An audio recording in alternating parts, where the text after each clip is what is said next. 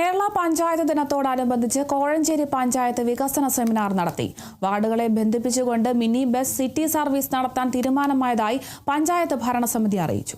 ത്രിതല പഞ്ചായത്ത് ഭരണ സ്ഥാപനങ്ങളിൽ ഗ്രാമപഞ്ചായത്തിന് ഏറ്റവും കൂടുതൽ ജനങ്ങളുമായി സംവദിക്കുന്ന ഒരു കാലഘട്ടത്തിലാണ് ഇപ്പോൾ നമ്മൾ കടന്നു പോകുന്നത്.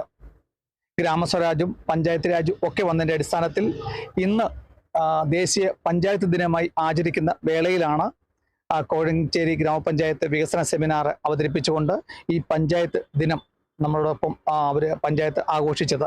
നമ്മളോടൊപ്പം ചേരുന്നത് പ്രസിഡന്റ് ജോമോനാണ്. ജോമോനെ, എങ്ങനെയാണ് ഈ പഞ്ചായത്ത് ദിനത്തിൽ പഞ്ചായത്തിലെ ഈ ഇത്രയും വാർഡുകളിലൊക്കെ ഒരു വികസന സെമിനാറും കൂടി സംഘടിപ്പിച്ചത്? യാദൃച്ഛികമാണെങ്കിലും ഈ പഞ്ചായത്ത് ദിനത്തിൽ തന്നെ വികസന സെമിനാർ നടത്തുവാൻ ഞങ്ങൾക്ക് യാദൃച്ഛികമായി ഡേറ്റ് ഫിക്സ് ആയി വന്നത്. അതായത് വർക്കിംഗ് ഗ്രൂപ്പ് കഴിഞ്ഞു, 14 വാർഡിലെ ഗ്രാമസഭ കഴിഞ്ഞു, അത് കഴിഞ്ഞ് വികസന സെമിനാറിലോട്ട് ഇന്ന് കടന്നു. നല്ല രീതിയിൽ ഏകദേശം 250 ആൾക്കാർ വന്ന് പങ്കെടുത്ത് നല്ല രീതിയിൽ ഒരു ചർച്ച ഉൾപ്പെടെ ജനങ്ങളുമായി ജനങ്ങളുടെ ഒരു പങ്കാളിത്തം പഞ്ചായത്തുമായി അങ്ങോട്ടും ഇങ്ങോട്ടും സമ്പർക്കത്തിൽ മുൻപോട്ട് പോകാൻ ഇന്ന് സാധിച്ചു. ജനങ്ങളുടെ ഗ്രാമസഭയിലൊക്കെ വന്നപ്പോൾ നല്ല നിർദ്ദേശങ്ങളും അഭിപ്രായങ്ങളും അവരുടെ ഭാഗത്തു നിന്നുമാണ്. അതെല്ലാം നടപ്പിലാക്കണമെന്നും അതെല്ലാം മുൻപോട്ട് പോകണമെന്നും ഞങ്ങൾക്ക് വലിയ ആഗ്രഹമാണ്. ആ കൂട്ടത്തിൽ ഞങ്ങളുടേതായ കുറേ ആശയങ്ങൾ പഞ്ചായത്തിൻ്റെ വികസനത്തിന് ഞങ്ങൾ മുൻപോട്ട് വെക്കുകയാണ്. ഇന്ന് വികസന സെമിനാറിൽ വന്ന വിഷയങ്ങൾ അതൊക്കെയാണ്.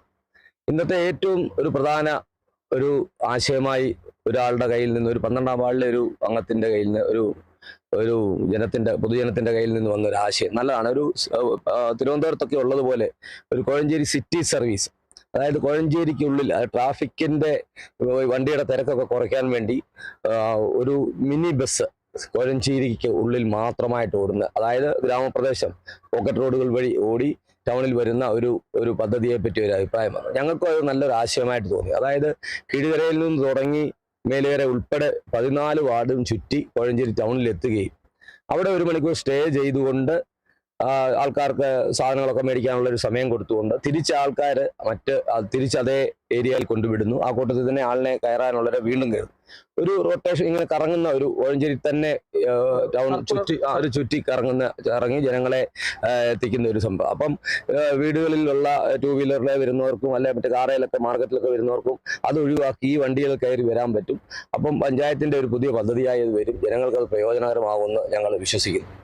കൂടാതെ നമ്മുടെ വലിയൊരു ആഗ്രഹമായിരുന്നു കുട്ടികളുടെ കായികക്ഷമത വർദ്ധിപ്പിക്കുവാൻ. ഇപ്പോഴത്തെ ഈ മയക്കുമരുന്നിനും മദ്യത്തിനൊക്കെ അടിമകളായി കുട്ടികൾ പോകുന്നത് മുൻകാലങ്ങളിൽ സ്കൂളൊക്കെ വിട്ടു കഴിഞ്ഞാൽ കളികൾക്കായിരുന്നു പോകുന്നത്. ഇന്ന് കുട്ടികളെ അതിനൊന്നും കിട്ടുന്നില്ല. അപ്പോൾ അതിന് ഞങ്ങൾ നമ്മളിപ്പോൾ ഈ സംസാരിക്കുന്നതിന് മുമ്പിൽ തന്നെ നമ്മുടെ പഞ്ചായത്ത് സ്റ്റേഡിയം എന്ന് പറഞ്ഞൊരു സ്ഥലം നിൽക്കുന്നു. അവിടെ ചില കെട്ടിടങ്ങളൊക്കെ ഉണ്ടെങ്കിൽ തന്നെ ബാക്കി ഒരു സ്ഥലം MP നമ്മളോട് പറഞ്ഞു, MP-യുടെ ഫണ്ട് തരാം, ജില്ലാ പഞ്ചായത്തിൻ്റെയും ഫണ്ട് തരാമെന്ന്. ഇന്ന് ജില്ലാ പഞ്ചായത്ത് വൈസ് പ്രസിഡന്റ് അനീഷ് വരിക്കണ്ണാമലയാണ് ഇന്ന് വികസന സെമിനാർ ഉദ്ഘാടനം ചെയ്യാൻ വന്നത്. അദ്ദേഹത്തിൻ്റെ ഫണ്ടും തന്ന് പഞ്ചായത്തിൻ്റെയും കൂടെ ഫണ്ട് വെച്ച് നമുക്ക് നല്ലൊരു കോർട്ട്, നല്ല ഒരു ഇൻഡോർ കോർട്ടാണ് ഞങ്ങൾ ആഗ്രഹിക്കുന്നത്. വോളിബോൾ, ഷട്ടിൽ, ഒരു ബാസ്കറ്റ് ബോൾ. അത് കഴിഞ്ഞ ദിവസം റിട്ടയർഡ് ചെയ്ത വോളിബോളിൻ്റെ ജോലിയൊക്കെ ചെയ്ത് റിട്ടയർഡ് ചെയ്ത ആൾക്കാരുമായി ബന്ധപ്പെട്ട് ഞങ്ങൾ സംസാരിക്കുകയും പഞ്ചായത്ത് എയുമായിട്ടൊക്കെ സംസാരിച്ചു ഇവിടെ വന്ന് സ്ഥലം അളന്നെടുത്ത് കാര്യങ്ങൾ മുൻപോട്ട് പോവുക. കൂടാതെ ഞങ്ങളുടെ വളരെ കാലത്തെ വർഷങ്ങൾക്ക് ഉള്ള ഒരു ആഗ്രഹവും അഭിലാഷവുമാണ് കോഴഞ്ചേരിയുടെ താലൂക്ക് ആസ്ഥാനം കോഴഞ്ചേരിയിൽ നിലനിർത്തുക. ഇപ്പം പഞ്ചായത്ത് ഐക്യകണ്ഠേന തീരുമാനമെടുത്താണ് നമ്മൾ വസ്തു വിട്ടുകൊടുക്കുക. മുൻപത്തായിരുന്ന തർക്കം വസ്തു ഇല്ല, അതുകൊണ്ട് കോഴഞ്ചേരിക്ക് താലൂക്കില്ല. അതിൽ നിന്നൊക്കെ മാറ്റം വന്ന് ഞങ്ങൾ വസ്തു വിട്ടുകൊടുക്കാൻ തയ്യാറാണ്. അപ്പം പത്തനംതിട്ട താലൂക്ക് പത്തനംതിട്ടയിൽ പേര് വെച്ച് നിലനിർത്തട്ടെ, കോഴഞ്ചേരിക്കായിട്ടൊരു താലൂക്ക് ആസ്ഥാനം തരട്ടെ, ഇവിടം കൂടെ വികസിക്കട്ടെ, ഈ ചുറ്റുപാട് പ്രദേശങ്ങളൊക്കെ വികസിക്കട്ടെ. ആ ഒരു അഭിപ്രായമായി പഞ്ചായത്ത് കമ്മിറ്റി ചർച്ച ചെയ്യുകയും സർക്കാരിലേക്ക് നമ്മുടെ ഒരു നിർദ്ദേശവും ആപ്ലിക്കേഷനും നൽകുകയും പ്രമേയം പാസ്സാക്കി നൽകുകയാണ്. അങ്ങനെ കോഴഞ്ചേരിയുടെ വികസനമാണ് നമ്മൾ ഉദ്ദേശിച്ച് ഇന്നത്തെ വികസന സെമിനാറിൽ ഏറ്റവും ചർച്ച വന്ന ഒരു വിഷയം. അതിന് ഞങ്ങൾ മുൻപോട്ട് നീങ്ങുകയാണ്. ഈ ജനറൽ ആശുപത്രി നമ്മുടെ കോഴഞ്ചേരിയിലാണല്ലോ, ആശുപത്രിയുമായി ബന്ധപ്പെട്ട എന്തൊക്കെയാണ്? ജനറൽ ആശുപത്രിയിലും കോഴഞ്ചേരി പഞ്ചായത്തിലും നമുക്കൊരു വാട്ടർ ATM വെക്കണം എന്നുള്ളതാണ് ഞങ്ങളുടെ ആഗ്രഹം.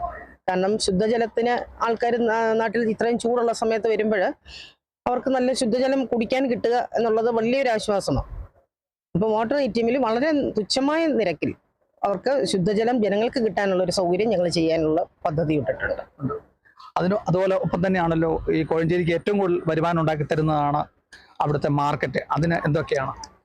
14ാം പഞ്ചവത്സര പദ്ധതിയുടെ അവസാന മിനുക്കുപണിയിലേക്കാണ് പുതിയ ഭരണസമിതി അധികാരമേറ്റിരിക്കുന്നത്.